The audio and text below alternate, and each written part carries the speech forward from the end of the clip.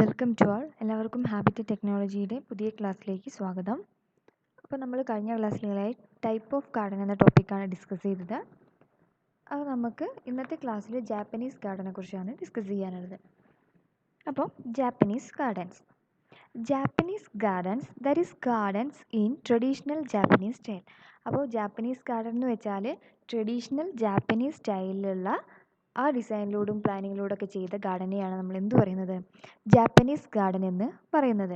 Then it can be found at private homes in neighbourhood or city parks or and a historical landmark. അപ്പോൾ commonly Japanese gardens കാണപ്പെടുന്നതെന്ന് വെച്ചാൽ പ്രൈവറ്റ് ഹോംസിലും അല്ലെങ്കിൽ നെയ്ബർഹുഡിലോ city പാർക്സിൽ അവിടെയൊക്കെയാണ്, അല്ലെങ്കിൽ historical ലാൻഡ്മാർക്സിലൊക്കെയാണ് നമ്മൾ Japanese gardens കാണപ്പെടുന്നത്. ഇനി ഈ ജാപ്പനീസ് ഗാർഡൻസിന് one of the biggest example എന്ന് പറയുന്നത് Buddhist temple and old castle. അതായത് ബുദ്ധിസ്റ്റ് ടെമ്പിളുകളും അല്ലെങ്കിൽ പുരാതനമായ ബിൽഡിങ്സൊക്കെയാണ് ജാപ്പനീസ് ഗാർഡന് എക്സാമ്പിളായി പറയുന്നത്. Then some of these Japanese gardens are most famous in the West and within Japan. അപ്പോൾ ഈ ജാപ്പനീസ് ഗാർഡൻസ് മോസ്റ്റ് ഓഫ്ലി അഡോപ്റ്റ് ചെയ്തിട്ടില്ല അല്ലെങ്കിൽ ഫേമസ് ആയിട്ടുള്ളത് ഇനി വെസ്റ്റേൺ കൺട്രികളിലും അല്ലെങ്കിൽ ജപ്പാൻ്റെ അകത്ത് തന്നെയാണ് എന്ത് ജാപ്പനീസ് ഗാർഡൻസ് കൂടുതലായിട്ട് കാണപ്പെടുന്നത്. These are commonly dry garden and rock garden. ഇത് കോമൺലി ഡ്രൈ ഗാർഡൻ എന്നും അല്ലെങ്കിൽ റോക്ക് ഗാർഡൻസ് ഒക്കെ ടൈപ്പ് ആയിരിക്കും ജാപ്പനീസ് ഗാർഡൻസ് എന്ന് പറയുന്നത്. Then in Japanese culture, garden making is a high art intimately related to the linked art of calligraphy and ink painting. ഇനിയിപ്പോൾ Japanese കൾച്ചറിൽ എന്ന് പറഞ്ഞാൽ ഗാർഡൻ മേക്കിംഗ് എന്ന് പറഞ്ഞാൽ വൺ ഓഫ് ദി ബിഗ്ഗസ്റ്റ് ആർട്ടായിട്ടാണ് അവിടെ കൺസിഡർ ചെയ്യുന്നത്. അതായത് അവിടെ കൂടുതലായിട്ട് എന്തുണ്ടാകും, കാലിഗ്രഫി, അതായത് നമ്മൾ എഴുതുന്നില്ലേ ആ ഒരു കഴിവ്, അല്ലെങ്കിൽ എഴുത്തും അതുപോലെ ഇങ്ക് പെയിൻറ്റിങ്ങും ഒക്കെയാണ് അവിടെ റിലേറ്റ് ചെയ്ത്, ഇതൊക്കെ ഇൻക്ലൂഡ് ചെയ്തതായിരിക്കും ജാപ്പനീസ് ഗാർഡൻ എന്ന് പറയുന്നത്. Since the end of 19th century Japanese gardens have also been adapted to western settings. അപ്പം അതായത് 19ാം നൂറ്റാണ്ടിന് ശേഷം ഈ ജാപ്പനീസ് ഗാർഡൻസ് എന്ന് പറയുന്നത് വെസ്റ്റേൺ സെറ്റിങ്സിനെയൊക്കെ അല്ലെങ്കിൽ വെസ്റ്റേൺ റീജിയനിലുള്ള ഗാർഡൻസിനെയൊക്കെ അഡാപ്റ്റ് ചെയ്ത് കൂടുതൽ ഡെവലപ്പ് ചെയ്യാൻ വേണ്ടി ഡെവലപ്ഡ് മാനറിലാണ് ഇപ്പോൾ കാണപ്പെടുന്നത്. Japanese gardens developed under the influence of Chinese garden.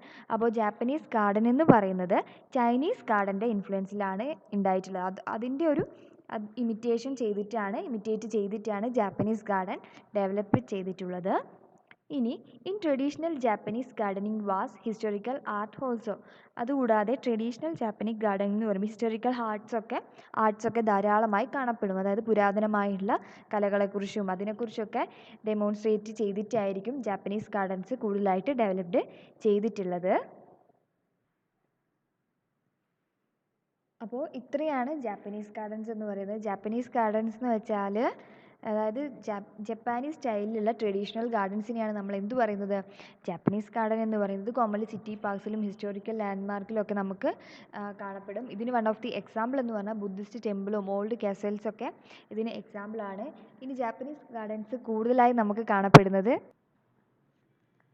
ഇനി there are commonly dry garden and rock garden. അപ്പോൾ റോക്ക് ഗാർഡൻ ഡ്രൈ ഗാർഡൻ ഒക്കെ ഇതിന് എക്സാമ്പിളാണ്. ഇനി നമ്മൾ ഡിസ്കസ് ചെയ്യാൻ പോകുന്നത് typical key features of Japanese gardens ആണ്. നമ്മൾ ഫ്രഞ്ച് ഗാർഡൻ പഠിച്ചപ്പോൾ ഇതേപോലെ ഫ്രഞ്ച് ഗാർഡൻ്റെ ഡിഫറെൻറ്റ് ടിപ്പിക്കൽ കീ ഫീച്ചേഴ്സ് പഠിച്ചിരുന്നു. അതുപോലെ ഒരു കീ ഫീച്ചേഴ്സ് എന്ന് വെച്ചാൽ ജാപ്പനീസ് ഗാർഡൻ ആകുമ്പോൾ കോമൺ ആയിട്ട് അതിൽ എന്തൊക്കെ ഫീച്ചേഴ്സാണ് ഇൻക്ലൂഡഡ് ആയിട്ടുള്ളത്, എന്തൊക്കെയാണ് കോമൺ ആയിട്ട് എല്ലാ ജാപ്പനീസ് ഗാർഡൻസിലും എല്ലാ ടൈപ്പ് ഓഫ് ജാപ്പനീസ് ഗാർഡൻസിലും നമുക്ക് കാണാൻ സാധിക്കുന്ന ചില കോമൺ ക്യാരക്ടറിസ്റ്റിക്സ് ആണ് ടിപ്പിക്കൽ കീ ഫീച്ചേഴ്സ് എന്ന് പറഞ്ഞാൽ. അതിൽ ഫസ്റ്റ് വൺ എന്ന് വെച്ചാൽ വാട്ടർ, റിയൽ ഓർ സിംബോളിക്.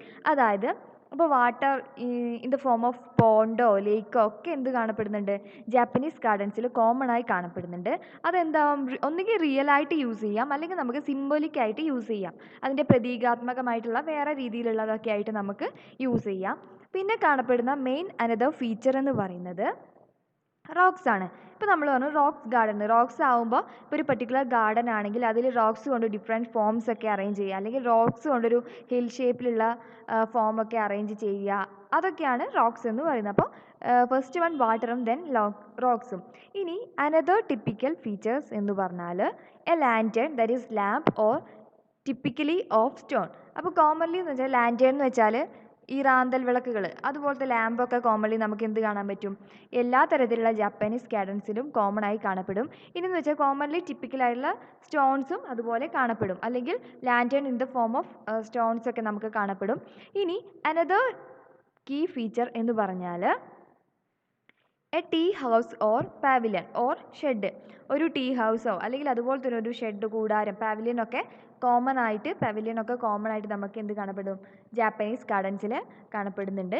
ഇനി അനദർ ഫീച്ചർ എന്ന് വെച്ചാൽ an enclosure device such as hedge, fence or wall of traditional character.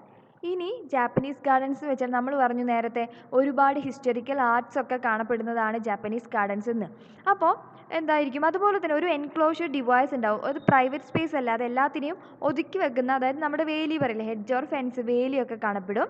ആ വേലി ഒന്നുകിൽ ആർട്ട് കൊണ്ട് ഡെക്കറേറ്റ് ചെയ്തതായിരിക്കും, അല്ലെങ്കിൽ എന്ത് ചെയ്യുക, ഈ വേലിയുടെ സ്ഥാനത്ത് ഒരു ടിപ്പിക്കൽ വാൾ കാണപ്പെടും. അപ്പോൾ ഈ കാണപ്പെടുന്ന വാളോ അല്ലെങ്കിൽ ഹെഡ്ജോ ഫെൻസോ ഒക്കെ എന്ന് പറയുന്നത് എന്തായിരിക്കും, അവിടുത്തെ ഹിസ്റ്റോറിക്കൽ ഡെവലപ്മെൻറ്റിലുള്ള കാര്യങ്ങളും ഹിസ്റ്റോറിക്കൽ അല്ലെങ്കിൽ ഹിസ്റ്ററിയൊക്കെ ഡിഫൈൻ ചെയ്യുന്ന ഒരുപാട് ആർട്ട് വർക്കുകളും രേഖാചിത്രങ്ങളൊക്കെ അതിൽ നമുക്ക് കാണപ്പെടും.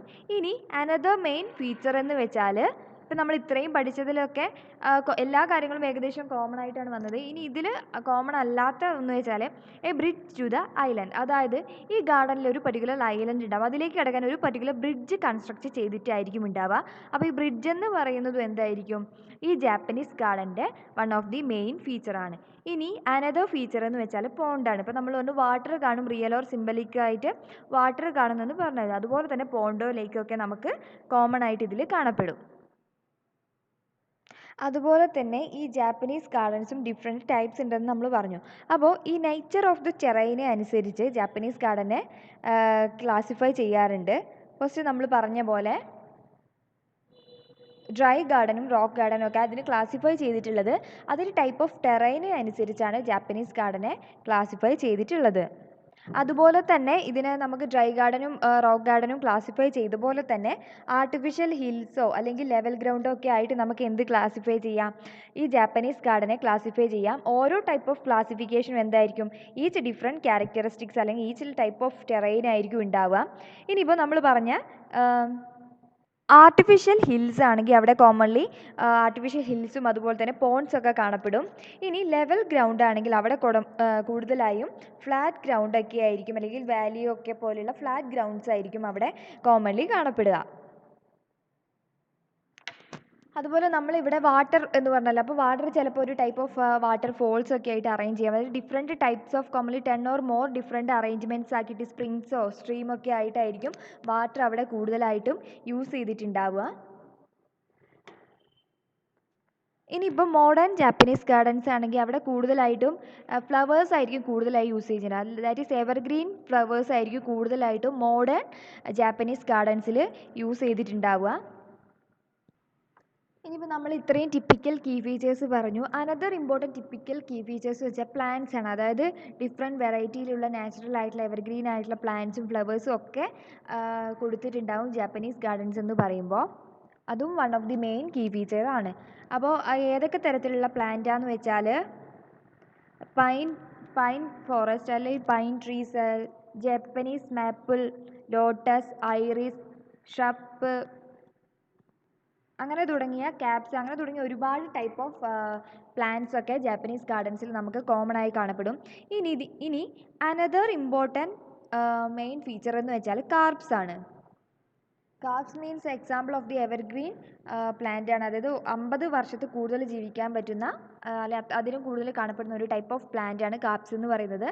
അതും എന്താണ്, ജാപ്പനീസ് ഗാർഡനിൽ നമുക്ക് കോമൺ ആയി കാണപ്പെടും. അതെന്ന് പറഞ്ഞാൽ കാർപ്സ് കോമൺലി യൂസ് ചെയ്യുന്നത് ജാപ്പനീസ് കൾച്ചറിനെ തന്നെ എക്സ്പ്ലോർ ചെയ്യാൻ വേണ്ടിയാണ്. അതായത് അവരുടെ ആ സിമ്പലും സ്ട്രെങ്ത്തും ഒക്കെ എക്സ്പ്ലോർ ചെയ്യാൻ വേണ്ടിയാണ് കാർപ്സ് അവിടെ കോമൺ ആയിട്ടും കൂടുതലായിട്ട് യൂസ് ചെയ്യുന്നത്. അപ്പോൾ ഈ ടോപ്പിക്കും കൂടി കഴിഞ്ഞതോടെ നമ്മുടെ ടൈപ്സ് ഓഫ് ഗാർഡൻസ് എന്നുള്ള ടോപ്പിക്ക് കഴിഞ്ഞു. അപ്പോൾ നമ്മൾ ഡിഫറെൻറ്റ് ടൈപ്സ് ഓഫ് ഗാർഡൻസ് ഒക്കെ ഡിസ്കസ് ചെയ്തു. ഇനി നമുക്ക് ഡിസ്കസ് ചെയ്യാനുള്ളത് ടോപ്പിക് എന്ന് പറഞ്ഞാൽ കമ്പോണൻറ്റ് ഓഫ് ലാൻഡ്സ്കേപ്പ് ഡിസൈനിങ് എന്നുള്ള ടോപ്പിക്കാണ്. അപ്പോൾ ടൈപ്സ് ഓഫ് ഗാർഡനിൽ നമ്മൾ ഫോർമൽ ആൻഡ് ഇൻഫോർമൽ ഗാർഡൻസ് ഒക്കെ എന്താണെന്ന് ഡിസ്കസ് ചെയ്തു. അതിൻ്റെ കൂടാതെ തന്നെ Mughal gardens, English gardens, French gardens, ഇത്രയും ടോപ്പിക്കുകളാണ് നമ്മൾ ഡിസ്കസ് ചെയ്തത്.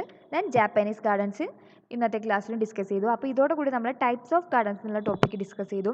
അപ്പോൾ ഇനി നമുക്ക് ഈ മൊഡ്യൂളിൽ ഡിസ്കസ് ചെയ്യാനുള്ളത് component of landscape design, then difference between soft and hard landscaping. ഈ രണ്ട് ടോപ്പിക് കൂടി കഴിഞ്ഞാൽ നമ്മുടെ ഈ മൊഡ്യൂൾ കംപ്ലീറ്റ് ചെയ്യും. പിന്നെ നമുക്കുള്ള നെക്സ്റ്റ് മൊഡ്യൂൾ എന്ന് വെച്ചാൽ lightning, acoustic and town planning എന്നുള്ള മൊഡ്യൂളാണ്. അതാണ് നമ്മുടെ സബ്ജക്റ്റിൻ്റെ ലാസ്റ്റ് മൊഡ്യൂൾ എന്ന് പറയുന്നത്. ഓക്കെ.